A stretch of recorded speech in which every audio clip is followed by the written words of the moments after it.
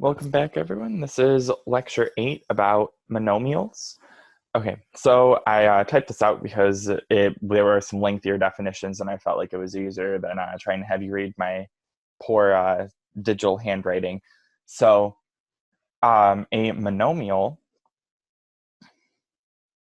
is, the definition of a monomial is a number variable or some combination of both that's connected only by multiplication. Can't be connected by division. It's just by or division, addition, subtraction. It's just connected by multiplication. The variables in monomials can have exponents, but they must be positive whole number values. The reason for that is, for this fact is, positive whole number exponents represent multiplication. As we discussed before, say you have like x squared. That's x times x. So it stands to reason that x cubed would be x times x times x. And, so on and so forth. X to the fourth would be x times x times x times x, and so on. The more you get in positive values, x obviously just equals x to the first obviously just equals x. Sorry, this is terrible. X to the first just equals x. But as you move on from there, and you count up in positive numbers only from 1 to however high you count up, you're just multiplying more of that variable along. So it would still count as monomial because you're just keeping that variable multiplying. You're just multiplying it along. So you can have exponents, but they have to be positive whole number values. And then we have what's called the degree of the degree of a monomial, and it would be the sum of exponents of all of the variables that are involved in the monomial. You just add up all of the different exponents you see. And if you don't see an exponent listed, it's commonplace. Like if you see x to the first or some, variable to the first power, they're not going to put to the first power. They're just going to put the variable by itself. But you can assume that there's a 1 there for all of them. Okay, so if we move on to the first one, the first 3 should say true or false, but it did not get carried over.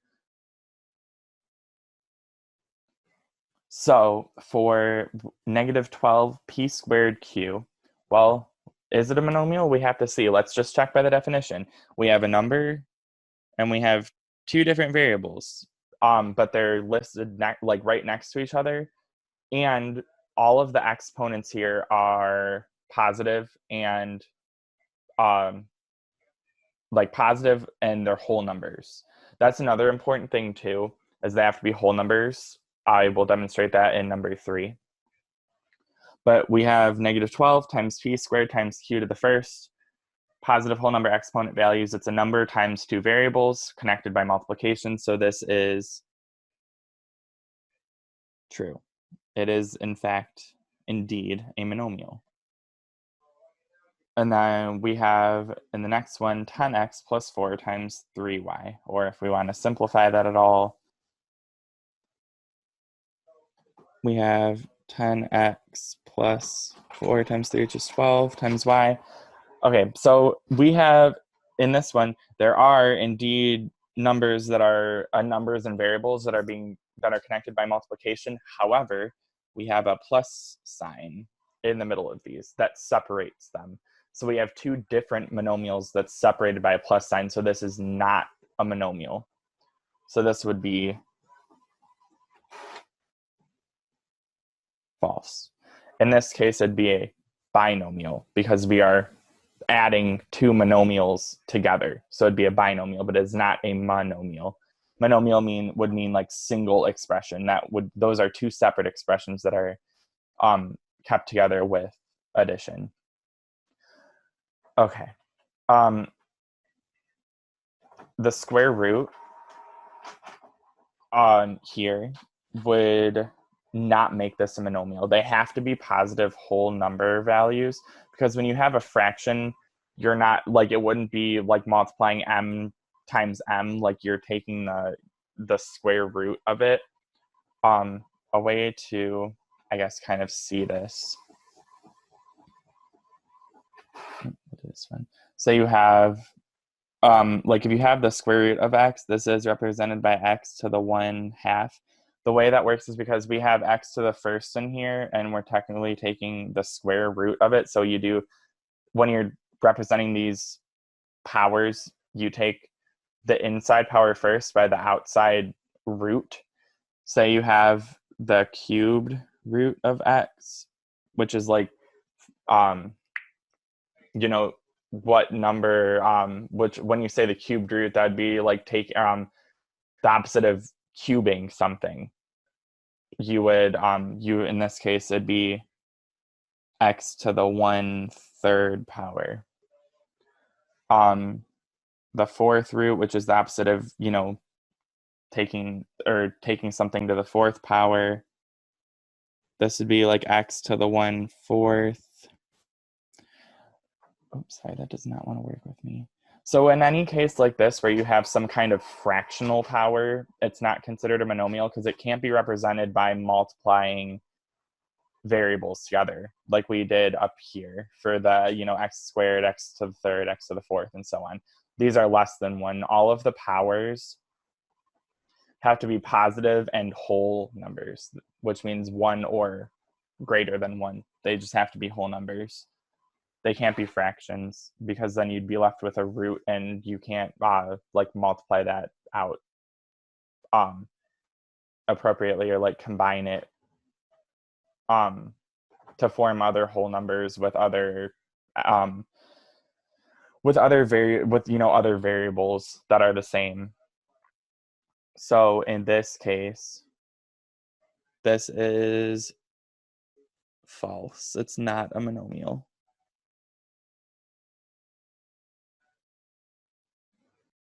Okay, so in this one we have, what is the degree of negative 3g to the 6 times 2g times 5g squared times negative 2? Okay, so when we have a situation like this, what we do is we multiply all of the coefficients or the numbers together, and then we multiply all of the same variables together. And when you have, so all of the g's, and in this case, what you would do, since you have g to the 6 or g to the 6 times g squared, they're all the same base of g, so you'd keep that g base and then you'd add all of the exponents together, because that's essentially what you're doing. Because if you think about this over here, we have x squared is x times x. We have x to the first times x to the first, and we add the ones together to get this new exponent of squared here. Same with all of the rest of them. We're adding all of the ones together. And that's the convention no matter how many you have grouped together previously. So in this case, we'd have 6 plus 1 plus 2 to add together here. So when we carry out that multiplication, I can decide what color I want to use. I guess we'll use pink. We have negative 3, multiplying in order, I guess we have negative 3 times 2, which is 6. Negative 3 times 2, that's negative 6. And then we have negative 6 times 5, which is negative 30. And then negative 30 times negative 2, which negative times negative cancels, so that's positive 60. So in terms of the coefficient, we have positive 60. And then we have g, and then we add all of the exponents together. So we have an exponent of 6 plus 1, because like I said before, when you just have a variable listed by itself, you can assume it has an exponent of 1, plus 2. So this would be 60g to the 9th, because 6 plus 1 plus 2 is 9. So that's how, when you combine that, and then that would be how you combine it. And then the degree is the exponent that's connected to the variables, or in this case, variable, because there's only one of them. So the degree would be 9. That'd be the degree of the polynomial.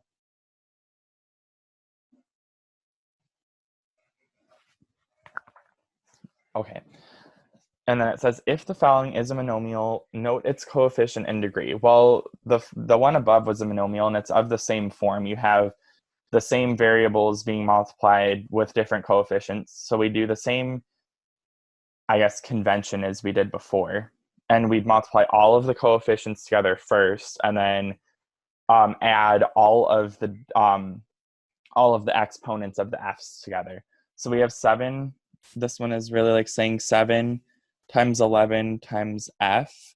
And then we have 1 for 1. So we have 1 plus 4 plus 1. So this would equal 77.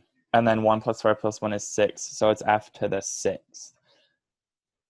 So its coefficient, and coefficient just means the number that's not a variable that comes before the variable, would be 77, and the degree would be 6, because that's what's connected to the variable, or that's the exponent connected to the variable, and that's how we defined it. Okay, so in the last one, we have to essentially rewrite that in simplest form. And the way you do that is similarly to what we did before. You're going to multiply all of the numbers together first, and then you can add the exponents of all of the similar variables together.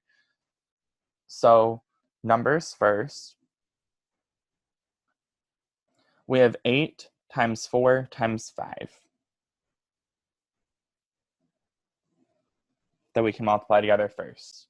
Next, standard convention when you have multiple variables is to write them in alphabetical order. So m comes first. So we have m's next.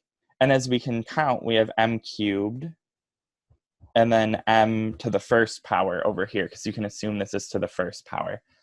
So we have m, and when we multiply them, we add the exponents. So we have m to the 3 plus 1 power. And then next would be s. So we can see we have an s squared. And then another s squared. So we have s next, and then we'd have 2 plus 2. Because we'd add the exponents because we're multiplying them together.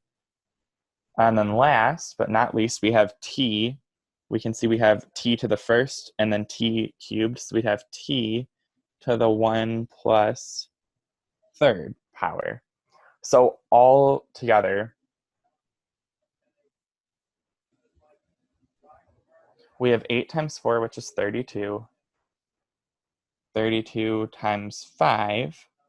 5 times 2 is 10. Carry the 1 up. We have 5 times 3 is 15 plus 1 is 16, so it's 160.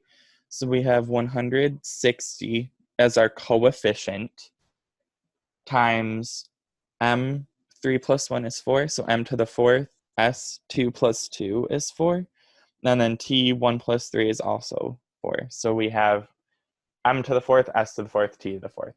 So our degree, which it didn't ask us for it, but it's good practice anyway. The degree is all of the exponents added together. So that'd be 4 plus 4 plus 4. So that would be 12. So that'd be our degree. And then our coefficient is 160. That will conclude this lecture. I hope that it was helpful about what monomials are, and I will talk to you all next time. Thank you.